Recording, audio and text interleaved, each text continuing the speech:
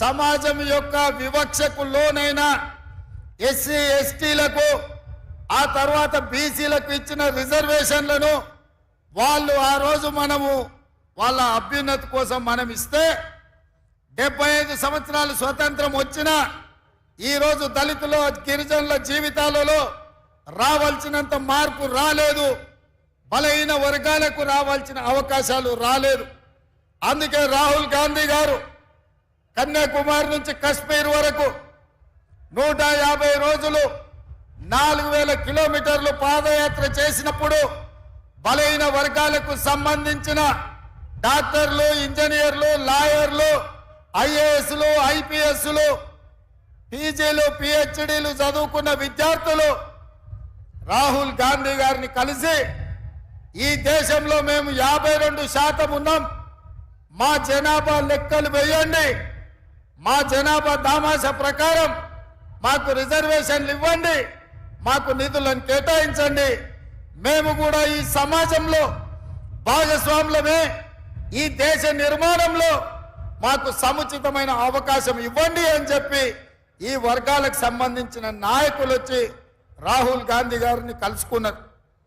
Congress party సామాజిక స్పృహతోటి సామాజిక న్యాయం చెయ్యాలన్న ఆలోచనతోటి రాహుల్ గాంధీ గారు స్పష్టంగా తెలంగాణ రాష్ట్రంలో కాంగ్రెస్ ను అధికారంలోకి తీసుకురండి, తప్పకుండా బీసీ జనాభా లెక్కలు కట్టి మీకు నిధులు నియామకాలకు అవకాశాలు కల్పిస్తామని మాట ఇచ్చారు. ఆ మాట ప్రకారం ఇవాళ ఈ దళితులు, గిరిజనులు, బలహీన వర్గాలు కాంగ్రెస్ కు అండగా నిలబడి 10 సంవత్సరాలు తెలంగాణ రాష్ట్రాన్ని పట్టి పీడించి ఈ రాష్ట్రాన్ని సర్వనాశనం చేసి 10 ఏళ్లలో 100 ఏళ్లకు సరిపోయే విధ్వంసం చంద్రశేఖరరావు చేసి ఈ రాష్ట్రాన్ని దోసుకుంటుంటే మీరందరూ కలిసికట్టుగా అండగా నిలబడి ఈనాడు ఇందిరమ్మ రాజ్యాన్ని, కాంగ్రెస్ ప్రభుత్వాన్ని తీసుకొచ్చింది. మరి ఇవాళ నేను అడుగుతున్న మిత్రులారా, మా బలహీన వర్గాల సోదరులను నేను అడుగుతున్నా, మా దళితులను, మా గిరిజనులను నేను అడుగుతున్నా, మీ అండతోని, మీ ఆశీర్వాదంతోని ఇవాళ ఈ తెలంగాణ రాష్ట్రానికి ముఖ్యమంత్రిగా బాధ్యతలు చేపట్టిన నేను, మా మిత్రుడు శ్రీధర్ బాబు గారు, మా మిత్రుడు పొన్నం ప్రభాకర్ గారు ఈరోజు బలహీన వర్గాలను, జనాభాను లెక్క పెట్టండి అని మంత్రివర్గంలో పాస్ చేసినాం, శాసనసభలో తీర్మానం చేసినాం, దానికి సంబంధించి నిధులు కేటాయించినాం.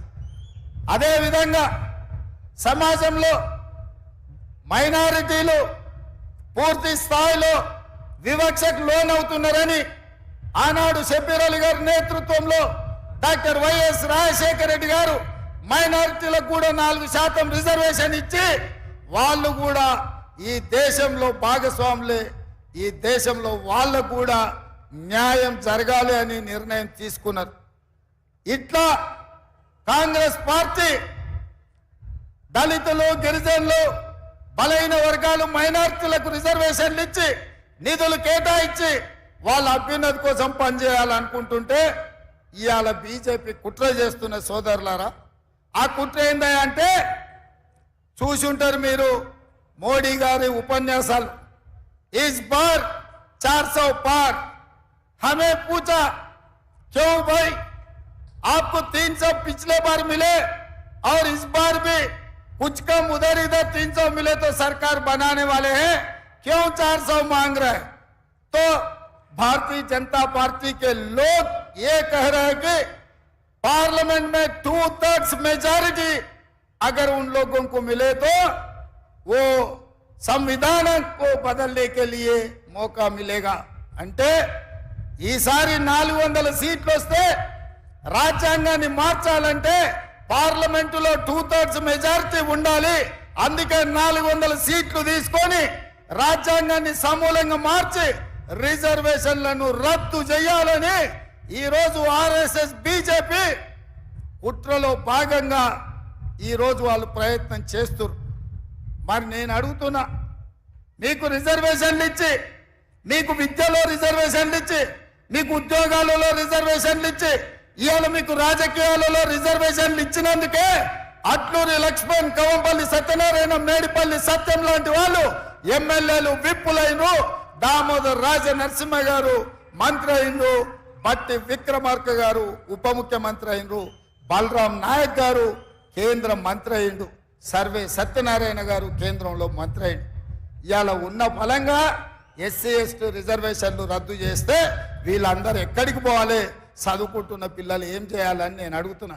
అందుకే నేనన్నా కుదరదు, మీరు కుట్రలు చేస్తుండ్రు, మీ కుతంత్రాలను తిప్పి కొడతామని వాళ్ళ రాజే ఎజెండా మీద నేను బహిరంగంగా మాట్లాడిన.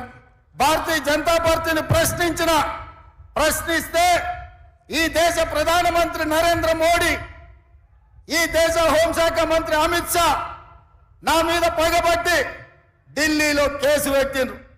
ఎవరయ్యా ఫిర్యాదుదారంటే కేంద్ర హోంశాఖను స్వయంగా పోయి రేవంత్ రెడ్డి బీసీలను, ఎస్సీలను, ఎస్టీలను జాగృతం చేస్తుండు. వాళ్ళ రిజర్వేషన్ల రద్దు మీద ఊరూరు తిరిగి ప్రచారం చేస్తుండు. ఆయనను అర్జెంటుగా అరెస్టు చేయాలని ఢిల్లీలో కేసు పెట్టిరు. నేను అడుగుతున్న మిత్రుల్ని, ఒకవేళ నేను మాట్లాడింది తప్పైతే ఈడ బీజేపీ నాయకులు లేరా? ఈడ మీ ఎంపీ ధర్మపురి అరవిందే బీజేపీ కదా, పక్కన బండి సంజయ్ బీజేపీ కదా, ఆ పక్కన కిషన్ రెడ్డి గారు కేంద్ర మంత్రి కదా. తెలంగాణలో ఎందుకో కేసు పెట్టలేదు, ఎందుకో ఫిర్యాదు చేయలేదంటే ఈడీ, ఇన్కమ్ ట్యాక్స్, సిబిఐ కాదు, ఈ రోజు ఢిల్లీ పోలీసులను కూడా ఉపయోగించి మనల్ని భయపెట్టాలని చూస్తున్నారు. నేను అడుగుతున్న మిత్రులారా, ఈడ చాలా మంది యువకులు 10 ఏళ్ళు చంద్రశేఖరరావు చేసింది ఇదే కదా. మన కార్యకర్తల ఆస్తులు ధ్వంసం చేసిండు, అక్రమ కేసులు పెట్టిండు, హత్యలు చేయించిండు. అయినా కార్యకర్తలు ఎవరు చంద్రశేఖరరావుకు లొంగలేదు. తిరగబడి చంద్రశేఖరరావును బొందబెట్టిరు మొన్న జరిగిన డిసెంబర్ ఎన్నికల్లో. కేసులకు భయపడతామా సోదరులారా? మీ సోదరుడు మీ రేవంత్ అన్న కేసులకు భయపడతాడా? చంద్రశేఖరరావు చెర్లపల్లి జైలుకు తోలితే భయపడ్డామా? చెంచల్గూడ జైల్లో బంధిస్తే భయపడ్డామా? తిరగబడి కొట్లాడినాం, కేసులు పెట్టినోని ఇవాళ పండబెట్టినాం, గోతి తీసి పాతి పెట్టినాం. నేను అదే మాట చెప్పదలుచుకున్న బీజేపీ నాయకులకు, మీరు ఢిల్లీలో పోలీసులు ఉండొచ్చు, ఈడీ ఉండొచ్చు, ఇన్కమ్ ట్యాక్స్ ఉండొచ్చు, సిబిఐ ఉండొచ్చు మీ దగ్గర. నా దగ్గర 4 కోట్ల తెలంగాణ ప్రజలను, 50 లక్షల తెలంగాణ యువకులు ఉన్నారు. ఈ 50 లక్షల తెలంగాణ యువకులతోనే తెలంగాణకు పట్టిన దరిద్రం, చీడను, పీడను చంద్రశేఖరరావును వదిలించినాం. మా వాళ్ళ దెబ్బకు చంద్రశేఖరరావు నడుము ఇరిగి బోర్ల బొక్కలు వాడి బొక్కలు ఇరిగి బోర్ల పడ్డాడు.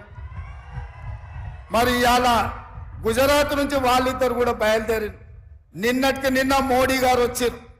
ఆయన ఈ దేశ ప్రధానమంత్రి, ఆయనను గౌరవించాల్సిన బాధ్యత మన మీద ఉన్నది. ఒక ప్రధానమంత్రిగా, వయసులో పెద్దవాడిగా, 13 సంవత్సరాలు ముఖ్యమంత్రిగా, 10 సంవత్సరాలు ప్రధానమంత్రిగా చేసిన నరేంద్ర మోడీ గారిని, వయసులో చిన్నవాడిని, మొదటిసారి ముఖ్యమంత్రి అయిన వాడిని తప్పకుండా వారిని గౌరవిస్తా, వారు ఎదురు పడితే నమస్కారం కూడా పెడతా. కానీ నరేంద్ర మోడీ గారు ఈ దేశ ప్రధానమంత్రిగా కాకుండా గుజరాత్ వాడిగా తెలంగాణకు వచ్చి తెలంగాణలో మనల్ని తిట్టిండు, మనల్ని శాపించిండు, మనల్ని దెబ్బతీయాలని కుట్ర చేస్తున్నాడు. ఎవరైనా ఎన్నికలు అప్పుడు వస్తే ఈ ప్రాంతానికి ఏమి ఇస్తారో, ఈ ప్రాంతానికి ఏం తెస్తారో చెప్పాలి. ఇవాళ నిన్న అది చెప్పలేదు. గతంలో కాంగ్రెస్ పార్టీ బయ్యారం ఉక్కు కర్మాగారం ఇచ్చింది, దాన్ని రద్దు చేసిండు. రైల్వే కోచ్ ఫ్యాక్టరీ ఇచ్చిండు కాజీపేటలో, రద్దు చేసిండు. ITIR కారిడార్ ఇచ్చిండు, రద్దు చేసిండు. IIM IITలు ఇచ్చిండు, రద్దు చేసిండు. పాలమూరు రంగారెడ్డి ఎత్తిపోతల పథకానికి జాతీయ హోదా ఇస్తే రద్దు చేసిండు. అంతెందుకు, మీ గుండె బాండ్ పేపర్ రాసిచ్చిండు, 5 రోజులలో పసుపు బోర్డు ఇస్తా అని. 5 ఏళ్ళైనా ఇయ్యలే. నరేంద్ర మోడీ గారు ఏమైనా అది చెప్తారేమని నేను అనుకున్నా. నిజామాబాద్కు పసుపు బోర్డు ఇస్తా అన్నాం, ఇస్తున్నాం తీసుకోండి ఆ రైతులకు అని. చక్కెర కర్మాగారాన్ని ఇయ్యాలొచ్చి మాటలు చెప్తున్నాడు ఆయన. పసుపు గిట్టుబాటు ధర లేదు, ఎర్రజొన్నలు గిట్టుబాటు ధర లేదు, మొక్కజొన్న గిట్టుబాటు ధర లేదు. మీ చెరుకు కర్మాగారం తెరిచే పరిస్థితులు లేవు. ఇవేమీ చెప్పలే. కాంగ్రెస్ పార్టీని ఈ దేశంలోనే లేకుండా చెయ్యాలి అని వారు అంటున్నారు. కాంగ్రెస్ ముక్త్ భారత్ అంటున్నాడు. నేను అడుగుతున్నా, కాంగ్రెస్ ముక్త్ భారత్ అంటే మేము ఇచ్చిన రిజర్వేషన్